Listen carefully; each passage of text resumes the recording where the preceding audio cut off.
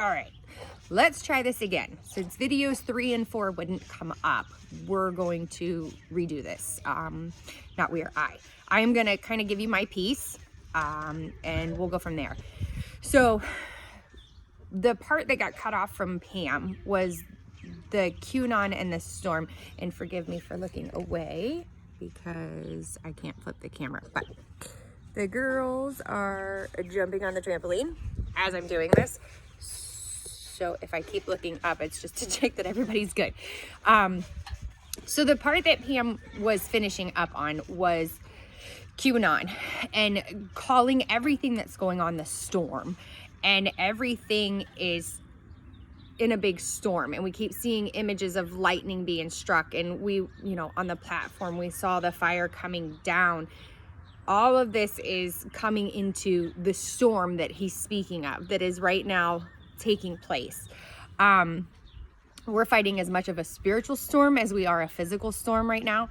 And when you talk about storm, that kind of leads into where I'm going with Noah. And the Father had me studying in Matthew 24:37, and it says, "But as the days of Noah were, also will the coming of the Son of Man be." And the Father said, "How do you think the days of Noah were?" I said, "I don't know. How were the days of Noah?" And I started searching out what the days of Noah looked like. And it took him 180 years, I believe it was. I forgot to write that number down. For Noah to build the ark. And so we'll go with 180 because that's the number I'm sticking with. But for 180 years, he's building a boat. And it was not easy for him. It was not like everybody around him just accepted that he's going to build this boat because God's going to flood the earth. He had knowledge of things that were taking place because he was connected to the Father, and he was prepared for things to come that others couldn't see. Kind of like this time period right here before the darkness, right before what's about to go down. The Father is trying to prepare us to be ready, and everyone around us doesn't understand. All part of that not fitting thing. So anyways, okay, let me jump into this. And it says that Noah and it's focusing on how Noah and his family handled the spiritual meeting the physical. We keep talking about when we see things in the spirit, we will see it manifest in the physical. Right now, that is very much happening. The spiritual side of what we've been trained for is meeting the physical side. And how are we choosing to deal with that? How are we choosing to behave? And how are we choosing to walk this out? Because what we have seen in our spirits and what we've been training for is exactly what's happening right now. So, Noah and his family were mocked, and they were verbally assaulted. Their character was judged, on and on. It was only 8 of them. There was a unit. They were unified, and there was only 8 of them. It was Noah and his wife, his 3 sons, and their 3 wives. And they chose over all things to keep the purpose of the Father. Even as they loaded onto the ark and it began to rain, people continued with these charades. They're making fun of them, like, really? Here comes the rain, Noah. Is this where God's going to flood the earth? Oh, look, it's raining again. Does that mean that it's time? But above all things, he kept moving forward in what the Father's purpose for him was. The waters rose to 22 feet above the highest mountain on the earth's surface and remained that way for many days, completely destroying all life except marine life. Then it took an additional 110 days for the waters to recede. So there's 40 days of rain, 40 days and nights of rain, which builds the water up. And then for 110 days, the water had to recede. And this was solidifying that all things were dead, that it was completely starting over, which was God's purpose. So it took 110 days for that to recede. And what he's showing me through that is that, what's the matter? There you go. Hi. Yeah. Hi. Okay, now go. Go play. Mommy. Shh, go play. You're fine. So what he's showing me with the 110 days of the waters receding is that once we go through this blackout, once we go through this 10 to 14 day period where we lose the connections of the internet, of social media, of the news media. We lose TV. We lose all of these things. That's going to start a shaking that is then going to take time to settle back down. It'll take a while for it to return to normal once the initial clearing takes place. Once the waters receded, Noah immediately built an altar and sacrificed the 14 clean animals that were on the ark in praise and worship to the Father. That is so important, that we continue to praise and we continue to worship through all of this. No matter what it looks like, no matter what we're walking through, we have to continue to sing His glory, because this is His purpose. He has called us for His purpose. This is His day, His divine plan, I guess. After the praise is when God made the rainbow, which is the covenant between God and His people, that He would never flood the earth with water again. Okay, so we're talking about this huge storm that's taking place, and we're talking about how God is going to eliminate the cabal. They're taking away these certain people. Okay, so He's clearing the earth of the evil right now. So He's not going to do it with water. When I was talking to Pam and telling her, for a couple of weeks now, I've been seeing waters building between two mountain peaks. There's two mountain peaks, there's a deep valley, and I can see these waters building, and these waters are not calm. It's not just like a pool filling up. No, these waters are raging and waves are crashing and everything. This storm is brewing and it's all over the place. So anyway, she sends me this picture that she took. Sorry, iPad to iPhone, I'm doing my best. I hope you guys can see that. Anyways, Pam took the picture and it looks like water built between two mountains. I mean, He's lining everything up for us here, guys. So from there, I jump into Isaiah 11, and it's verses 6 through 9. Nope, where'd my Isaiah go? Okay. And 6 through 9 is talking about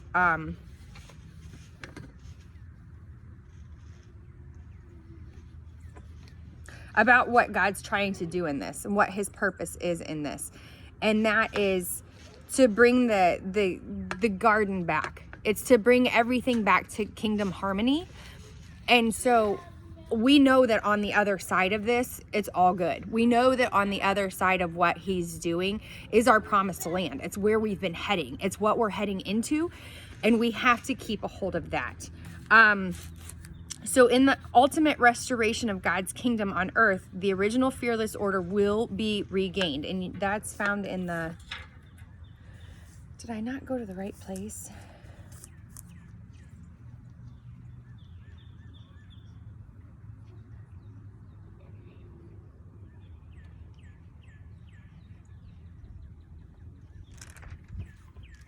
I apologize. I have it noted that it was in the Kingdom Dynamics, but it must have been at the bottom. So anyway, moving forward, and it's talking about how all creature and child shall live harmoniously as originated in the garden, for the lion shall eat straw like the ox. Okay, so ouch, please. Abby, why couldn't you have helped her with this? Turn around. Stop. Okay, there. Everybody sit hide. Okay, now go ride bikes. Okay? It's okay. You're all right. We're doing what we can. So, in 11, 6 through 9, it's talking about for Pete's sake, the cow and the bear shall graze. Their young ones shall lie down together, and the lion shall eat straw like the ox. The nursing child shall play by the cobra's hole, and the weaned child shall put its hand in a viper's den. They shall not hurt or destroy in all my holy mountain, for the earth shall be full of the knowledge of the Lord as the waters cover the sea. So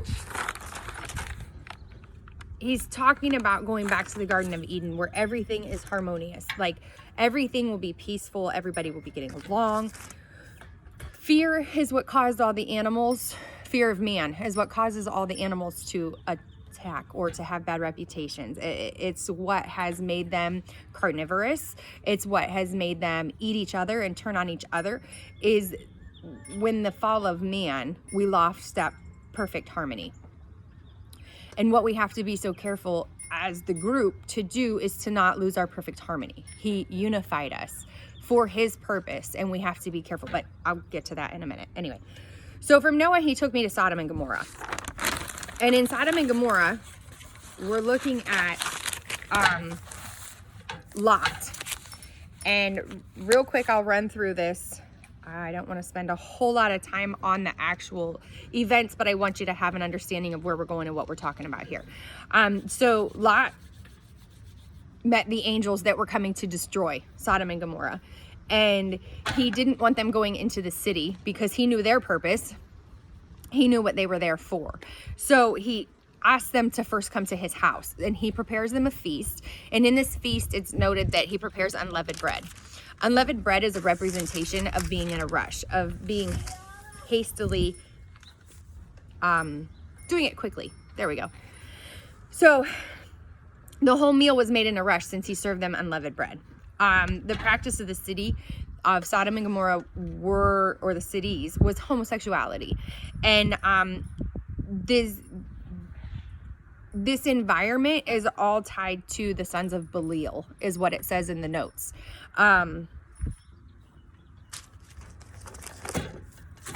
All of that is in Genesis, and it is chapter 19 is where I got all this stuff from.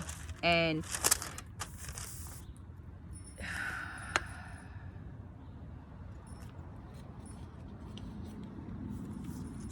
(19:4 and 5), it says the men of the city wanted to abuse Lot's visitors in a sadistic homosexual manner. Homosexual is the only reason given here for Sodom's judgment. And it talks about that being the sons of Belial, which Belial equates to Satan. Anyway, so Lot, in trying to keep these guys from going into the house for the angels, he offers up both of his daughters. He's trying to sacrifice whatever he has in order to protect the kingdom of heaven with these angels in his home. They refused, and they started to push forward. And as they started to push forward, Lot was going to defend till death. And that was showing his heart for the Father. And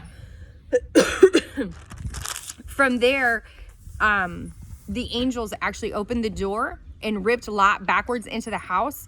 And then it says that they struck the men who were at the doorway of the house with blindness, both small and great, so they became weary trying to find the door. And that's in verse 11 of chapter 19. And what it says is that the blindness here, it wasn't a permanent blindness. It was a really bright, sharp light just to temporarily blind them so that they couldn't get in, which provided the window of escape, is what it did. So the angel sent Lot and his family out, and Lot went and tried to gather his sons-in-laws, and they thought it was a joke. They did not listen. They laughed at him. They thought he was ridiculous. And so he moved on and left with Adam. But as he was trying to leave the city, he was lingering. He was stalling. He was saying, well, what about this? And what about that to the angels? And you shouldn't go down there. And what he was doing is he was having an internal struggle that he didn't want to leave his things behind. And that's kind of where we all get to at times. Well, if I do that, if I solely go after God's purpose, then I might have to leave this behind, or I might have to leave that behind, or this person or that person. And how many times have we thought that that was going to like maybe be a rocky decision or a bad decision? And yet when we took the step and we moved forward, then we found out that what God had for us was way better than that. So what that just represents Lot having that struggle. He takes that step and he moves forward, and him and his daughters they start heading for the mountains, but he asks if he can go to a neighboring city instead of the mountains. Honey, go play, please. Because he was trying to find his safety in temporal things instead of trusting in the Father for where he was told to go. As they're fleeing and they're heading into this, he was putting his physical in front of his spiritual. And we can't operate there. We have to put our spiritual in front of our physical. Lot's wife turning around, her heart showed that she didn't want to leave her belongings, and she wanted to be in that city and in that just absolute chaos instead of following the Father. And that is why she turned to the pillar of salt. It's believed that the salt represents just that in the area, it was a very abundant natural resource in that area. But what it was showing was that her heart was not with God, and he knows your heart and he will judge according to your heart. So you have to set your heart on things higher, because the things of this world are really not anything compared to what we have in the kingdom and in our promised land, which we're headed into, which is so cool. Okay, so present evil. The present evil age is dominated by Satan, but the age to come is inaugurated by Jesus. So what we have coming is far better than what we're living in right now. Lot was saved because of his lineage, not because he was chosen. He was Abraham's nephew, and he had come with Abraham, not under direction, but Abraham brought him, if you guys remember that. And so God saved him because he was Abraham's nephew. That just goes to show that, you know, we talk about how our families and our beyond just us is protected, and God loves what we love, and therefore it will all be protected and it'll all be brought with us because he saves our lineage, even if they're not the chosen. But Lot was later redeemed righteous, but we'll get into that later again. Okay, so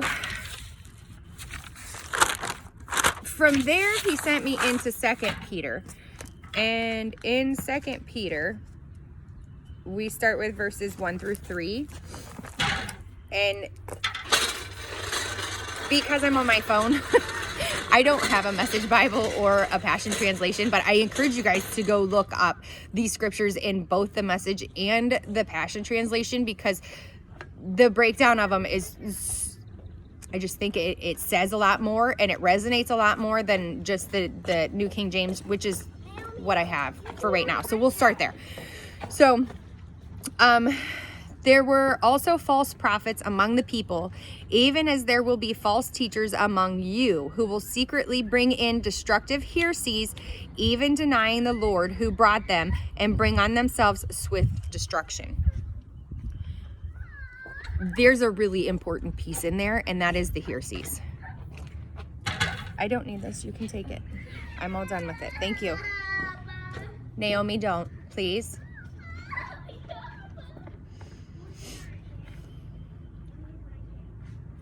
Okay, so the heresies. I apologize. So if you look at the word wealth definition, heresies by Strong's definition is to choose. It originally was meant for making a choice or having an option. Over time, it has progressed into having a preference because of an opinion or a sentiment. It's easily slipped into a mode of disunity, choosing sides, having diversity of beliefs, creating dissension, which is a disagreement that leads to discord or lack of harmony, and submitting self-willed opinions for submission to the truth.